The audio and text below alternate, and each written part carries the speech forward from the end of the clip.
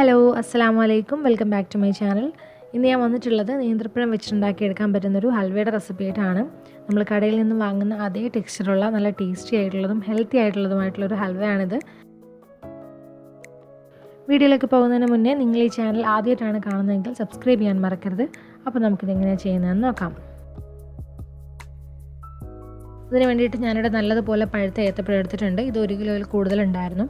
നമുക്കിതാദ്യം ചെറിയ പീസായിട്ടൊന്ന് അരിഞ്ഞെടുക്കണം.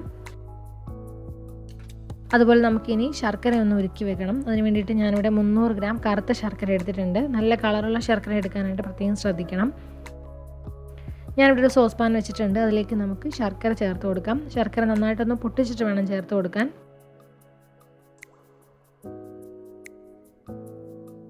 ഇനി ഇതിലേക്ക് വളരെ കുറച്ച് വെള്ളം ചേർത്ത് കൊടുക്കാം. ഞാനിവിടെ ഒരു 1/4 കപ്പ് വെള്ളമേ ചേർത്ത് കൊടുക്കുന്നുള്ളൂ.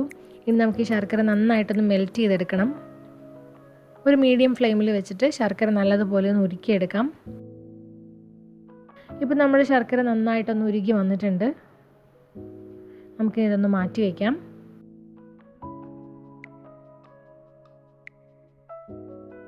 ഇനി ഞാനിവിടെ ഏത്തപ്പഴം ചെറുതായിട്ടൊന്ന് അരിഞ്ഞെടുത്തിട്ടുണ്ട്. അതിൻ്റെ പകുതി മാത്രം ഒരു മിക്സിയുടെ ജാറിലേക്ക് ഇട്ട് കൊടുക്കാം. എന്നിട്ട് നന്നായിട്ടൊന്ന് അരച്ചെടുക്കണം. ഒന്നിച്ചിട്ട് അരയ്ക്കാനായിട്ട് ശ്രമിച്ചാൽ ചിലപ്പോൾ അരയാൻ ബുദ്ധിമുട്ടുണ്ടാവും. അപ്പോൾ അതിലേക്ക് വേണമെങ്കിൽ നിങ്ങൾക്ക് കുറച്ച് തേങ്ങാപ്പാലോ അല്ലെങ്കിൽ കുറച്ച് വെള്ളമോ ചേർത്ത് കൊടുക്കാവുന്നതാണ്. കട്ടയൊന്നുമില്ലാതെ നല്ല സ്മൂത്തായിട്ട് ഇതിനൊന്ന് അരച്ചെടുക്കണം. നന്നായിട്ട് അരച്ചെടുത്തിട്ടുണ്ട്. ബാക്കിയുള്ളതും കൂടി ഇട്ടിട്ട് നല്ലതുപോലെ ഒന്ന് ബ്ലെൻഡ് ചെയ്തെടുക്കാം.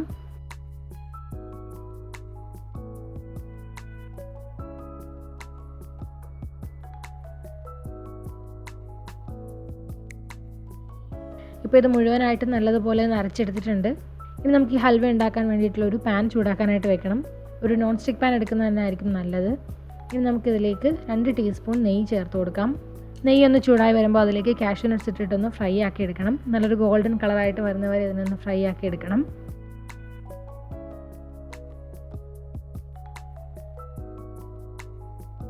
ഇനി ഈ നട്ട്സ് നമുക്ക് പാനിൽ നിന്ന് മാറ്റാം. എന്നിട്ട് അതിലേക്ക് നമുക്ക് ഏത്തപ്പഴം അരച്ചത് ചേർത്ത് കൊടുക്കാം.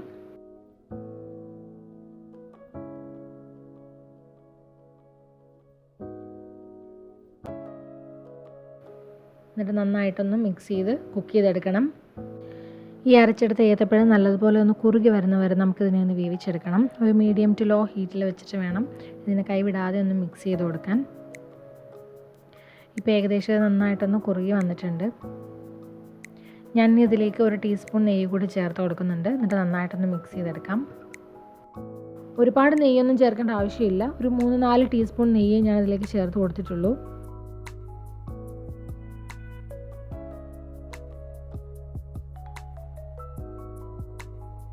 ഇപ്പോൾ ഇതൊന്ന് തിക്കായിട്ട് വന്നിട്ടുണ്ട്.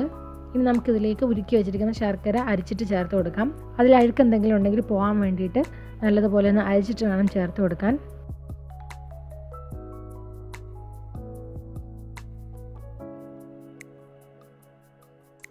ഇനി ഇതെല്ലാം കൂടി നന്നായിട്ടൊന്ന് മിക്സ് ചെയ്തെടുക്കാം. നമ്മൾ ശർക്കര ഉരുക്കാനായിട്ട് ഒരുപാട് വെള്ളം ചേർത്ത് കൊടുക്കുകയാണെങ്കിൽ ഈ ഹൽവ ഉണ്ടാക്കിയെടുക്കാനായിട്ട് ഒരുപാട് താമസം ഉണ്ടാവും.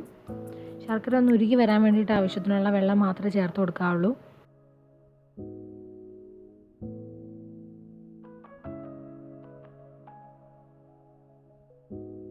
ഞാനിപ്പോൾ നന്നായിട്ടൊന്ന് മിക്സ് ചെയ്തെടുത്തിട്ടുണ്ട്.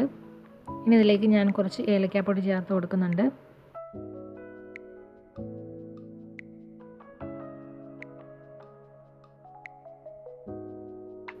അതുപോലെ തന്നെ ഒരു നുള്ളു ഉപ്പും കൂടി ഇതിലേക്ക് ചേർത്ത് കൊടുക്കാം. എന്നിട്ടെല്ലാം കൂടി നന്നായിട്ടൊന്ന് മിക്സ് ചെയ്തെടുക്കാം. ഇനി ഈ ഒരു മിക്സ് നല്ല തിക്കായിട്ട് വരുന്നവരെ നമുക്കിതിനെ ഇളക്കിക്കൊണ്ടേയിരിക്കണം. നല്ല അടി കട്ടിയുള്ള പാത്രം എടുക്കാനായിട്ട് പ്രത്യേകം ശ്രദ്ധിക്കണം. ഇപ്പോൾ ഇത് ഏകദേശം ഒന്ന് കുറുകി വന്നിട്ടുണ്ട്. ഇപ്പോൾ ഇത് പാത്രത്തിൽ നിന്ന് വിട്ട് വരുന്ന ഒരു പരുവമായിട്ടുണ്ട്. ഞാനിതിലേക്ക് 1 ടീസ്പൂൺ നെയ്യ് കൂടി ചേർത്ത് കൊടുക്കുന്നുണ്ട്. എന്നിട്ട് വീണ്ടും ഇതിനെ ഒന്നുകൂടി ഒന്ന് ഇളക്കി കൊടുത്തുകൊണ്ടേയിരിക്കണം.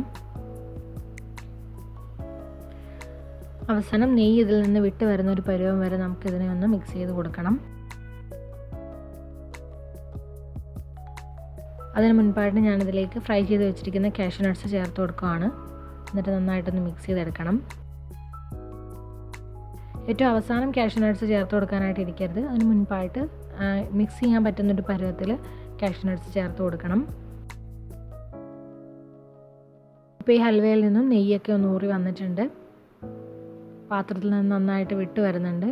ഇപ്പോൾ ഈ ഹൽവ നല്ലൊരു ഡാർക്ക് കളറും ആയിട്ടുണ്ട്.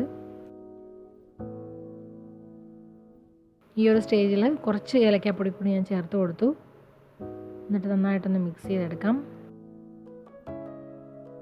ഇപ്പോൾ നമ്മുടെ ഹൽവ റെഡി ആയിട്ടുണ്ട്. നമുക്കിനി ഇതിനെ ഗ്രീസ് ചെയ്തൊരു ട്രേയിലേക്ക് മാറ്റാം, അല്ലെങ്കിൽ ഗ്രീസ് ചെയ്തൊരു സ്റ്റീൽ പ്ലേറ്റ് എടുത്താലും മതി. ആദ്യം ഞാൻ ഇതിലേക്ക് കുറച്ച് വെളുത്ത എള്ള് ചേർത്ത് കൊടുക്കുന്നുണ്ട്. അതിന് മുകളിലായിട്ട് കുറച്ച് കാഷ്യൂ നട്ട്സ് ഇട്ട് കൊടുക്കുന്നുണ്ട്. ഇനി ഇതിന് മുകളിലായിട്ട് നമ്മുടെ ഹൽവ വെച്ച് കൊടുക്കാം. ഇനി ഈ ഹൽവ നല്ലതുപോലെ പ്രസ് ചെയ്ത് നന്നായിട്ടൊന്ന് സ്പ്രെഡ് ചെയ്ത് കൊടുക്കണം.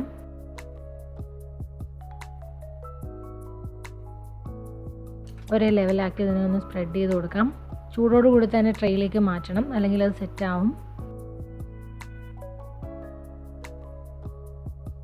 ഇനി നമുക്ക് സെറ്റ് ആവാൻ വേണ്ടിയിട്ട് 1/2 മണിക്കൂർ ഫ്രിഡ്ജിൽ വെച്ച് കൊടുക്കാം. ഇപ്പോൾ ഇതിൻ്റെ ചൂടൊക്കെ ഒന്ന് ആറി ഹൽവ നന്നായിട്ട് സെറ്റായി വന്നിട്ടുണ്ട്. നമുക്കിനി ഇതൊരു വലിയ പ്ലേറ്റിലേക്ക് മാറ്റാം.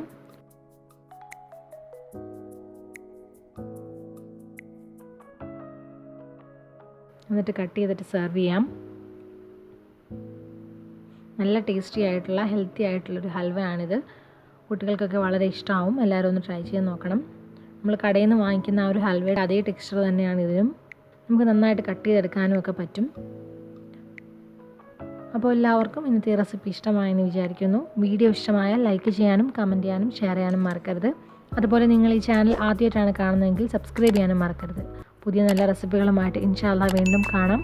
Thank you for watching. By.